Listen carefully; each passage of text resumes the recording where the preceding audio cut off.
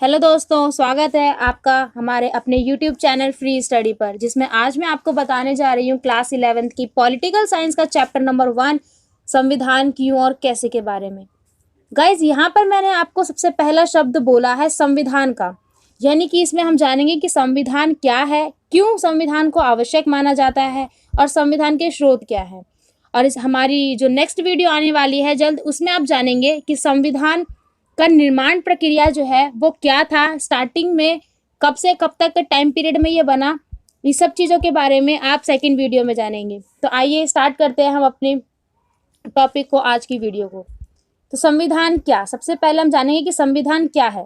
तो संविधान नियमों, कानूनों और सिद्धांतों का एक समूह है जिसके द्वारा किसी राज्य, पॉलिटिकल की भाषा में राज्य को देश भी कहा जाता है, किसी राज्य की सरकार शासन करती है। यानी कि एक संविधान, आपको पता होगा गाइज, नहीं भी पता तो मैं आज आपको बता रही हूँ। हमारा जो भारतीय संविधान है, हमारे भारत का संविधान एक लिखित दस्तावेज है जिसमें कानूनों और सिद्धांतों का समूह लिपिबद्ध है, जो किसी भी देश के लिए एक आवश्यक भूमिका निभाता है। उसके आगे हम देखते हैं कि संविधान की आवश्यकता क्या है और इसके कार्य क्या है। गाइज, यहाँ पर मैं आपको एक चीज बताना चाहूंगी। देखिए, यहाँ पर एग्जाम में आपके दो तरीके से क्वेश्चन आते हैं। एक पूछा जाता है कि संविधान की विशेषताएं बताओ, एक तरीके से आ सकता है कि संविधान की आवश्यकता क्या है। तो मैं आपको बता दूं, इन दोनों ही क्वेश्चंस के आंसर्स एक होंगे। क्यों? क्योंकि देखिए, संविधान की विशेषता के आधार पर ही तो उसको आवश्यक माना जाता है। यानी कि अगर उसकी विशेषता है तभी उसको आप जरूरी मानते हैं, आवश्यक मानते हैं। तो इन दोनों क्वेश्चन में कंफ्यूज मत होइएगा, दोनों ही क्वेश्चंस का आंसर एक है। आइए देखते हैं इसका आंसर क्या है। सबसे पहले संविधान की जो आवश्यकता है वो होती है कि संविधान तालमेल बढ़ाता है। आप देखिए, संविधान एक मनुष्य एक सामाजिक प्राणी है। समाज विभिन्न प्रकार के समुद्र से बनता है। इस समुदाय में ताल बैठाता है। संविधान तालमेल बढ़ाता है। मनुष्य एक सामाजिक प्राणी है। समाज विभिन्न प्रकार के समुद्र से बनता है। इन समुदाय में तालमेल बैठाने के लिए संविधान जरूरी है। यानी कि संविधान के द्वारा ही आपके बीच संविधान ही है जिसमें विभिन्न समुदाय के बीच तालमेल बढ़ाता है, उन सब में कोऑर्डिनेशन बढ़ाता है। आगे, निर्णय लेने की शक्ति की विशिष्टताएं। संविधान का दूसरा कार्य इस बात को स्पष्ट करता है कि समाज में फैसला लेने की शक्ति किसके पास होगी और सरकार कैसे निर्मित होगी। यह बात भी संविधान के द्वारा तय की जाती है। तो ये इसकी एक आवश्यक भूमिका होती है, एक विशेषता बन करके हमारे सामने उभरती है। आगे है, सरकार की शक्तियों पर सीमाएं लगाता है।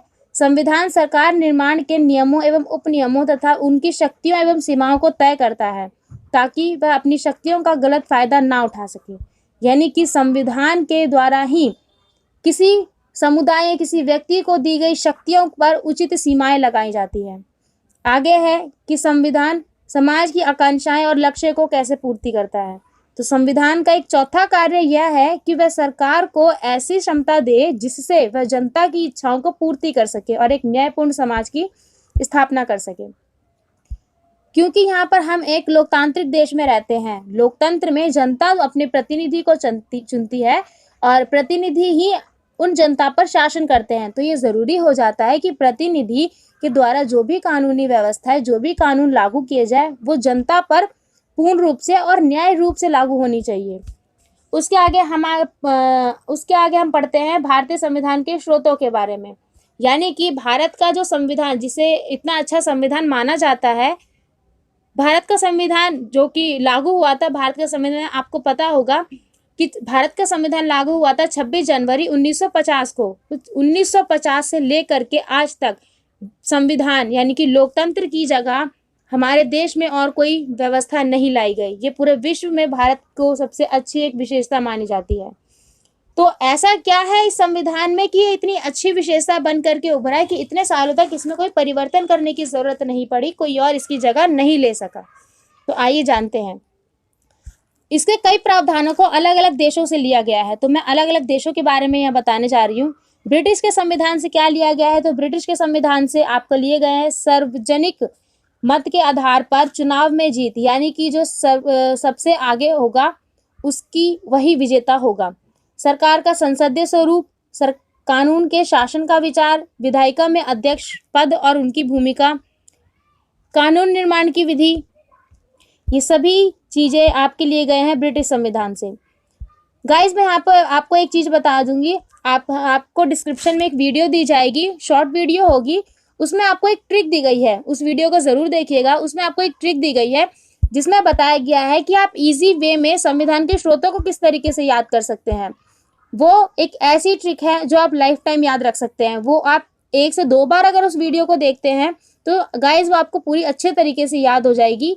ऐसा मैं ये यहाँ पर इसलिए किया गया क्योंकि आपके फर्स्ट टर्म के एग्जाम में 1-1 नंबर के क्वेश्चन में यहाँ से क्वेश्चन पुटअप होने के चांसेस ज़्यादा होते हैं।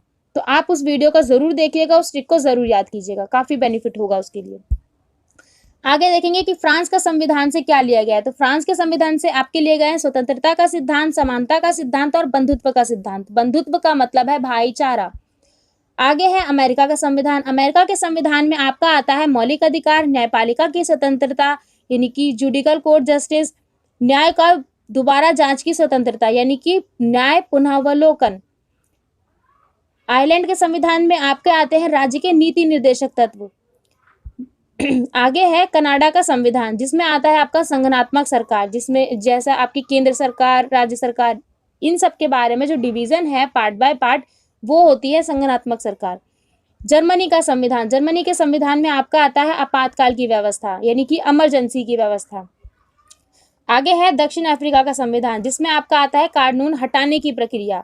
रूस के संविधान में आपके आते हैं मौलिक कर्तव्य। गाइज यहाँ पर आपने देखे कि किस तरीके से हमारे संविधान में जो कानून लिए गए हैं वो अलग अलग देशों से लिए गए हैं। कुछ कानून अमेरिका से, रूस से, ब्रिटेन से, आयरलैंड से, जर्मनी से, जापान से, इन सभी देशों से कुछ कुछ कानूनों को हमारे देश में शामिल किया गया है। तो इसी वजह से भारत के संविधान को आलोचक कहते हैं कि भारत के संविधान को एक उधार का थैला और एक पुष्प गुच्छा कहा जाता है। पुष्प गुच्छा जिसमें अलग अलग फूल एक गुच्छे के रूप में है, अलग अलग फूल डोनेट करते हैं अलग अलग देश को और गुच्छा डोनेट करता है हमारे संविधान को। तो गाइज कैसी लगी आपको ये वीडियो? मैंने आपको बताया कि भारत के संविधान के स्रोत क्या हैं, संविधान की हमें आवश्यकता क्यों है और दूसरे शब्दों में इसके विशेषता के बारे में जाना, कार्य क्या है। ये तीनों ही क्वेश्चन एक जैसे हैं तो कंफ्यूज मत होइएगा, एक ही आंसर्स होंगे उनके। और उसके अलावा आपने जाना कि संविधान क्या है।